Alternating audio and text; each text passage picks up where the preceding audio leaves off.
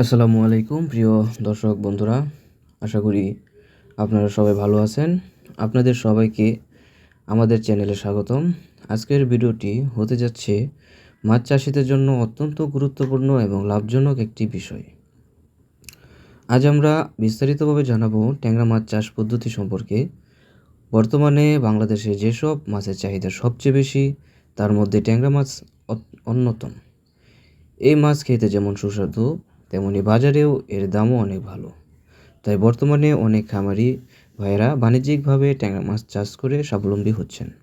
সুপ্রিয় বন্ধুরা, অনেকেই মনে করেন যে ট্যাংরা মাছ চাষ করা খুবই কঠিন কাজ, কিন্তু সঠিক নিয়ম জানা থাকলে খুব সহজেই এই মাছ চাষ করে ভালো লাভ করা সম্ভব।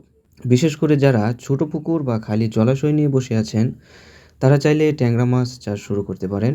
সঠিক পরিচর্যা ও ব্যবস্থাপনার মাধ্যমে খুব অল্প সময়ের মধ্যেই ভালো উৎপাদন পাওয়া সম্ভব। সুপ্রিয় বন্ধুরা, ট্যাংরা মাছ চাষের জন্য প্রথমেই হলো পুকুর নির্বাচন।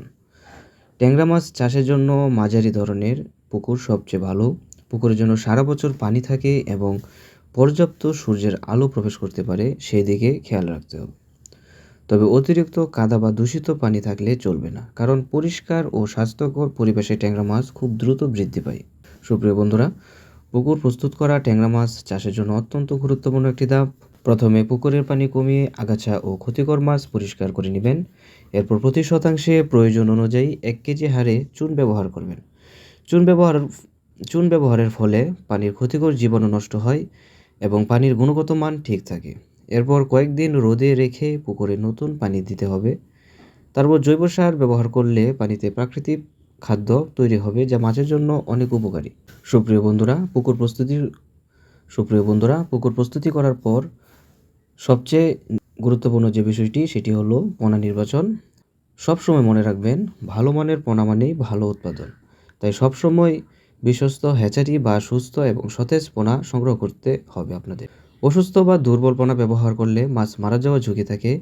পোনা পুকুরে ছাড়ার আগে কিছু সময় আপনারা ব্যাগসহ পানিতে ভাসিয়ে রাখবেন, যাতে পানির তাপমাত্রার সাথে পোনা সহজেই মানিয়ে নিতে পারে। সাধারণত প্রতি শতাংশে যদি মিশ্রভাবে চাষ করেন, তাহলে 800 থেকে 1000 পিস পোনা চাষ করতে পারবেন।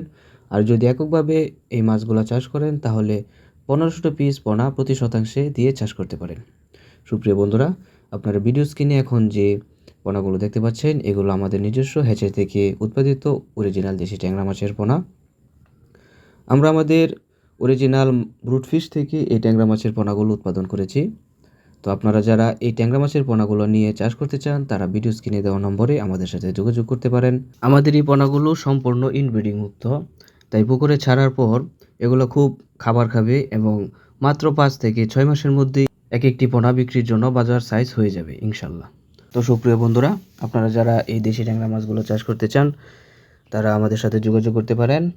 আপনারা চাইলে সরাসরিও আমাদের হ্যাচারি থেকে এসেও এই ট্যাংরা মাছের পোনাগুলো সংগ্রহ করতে পারেন। তো আজকের মতো আপনাদের কাছ থেকে বিদায় নিলাম। সকলে ভালো থাকবেন, সুস্থ থাকবেন। আল্লাহ হাফেজ।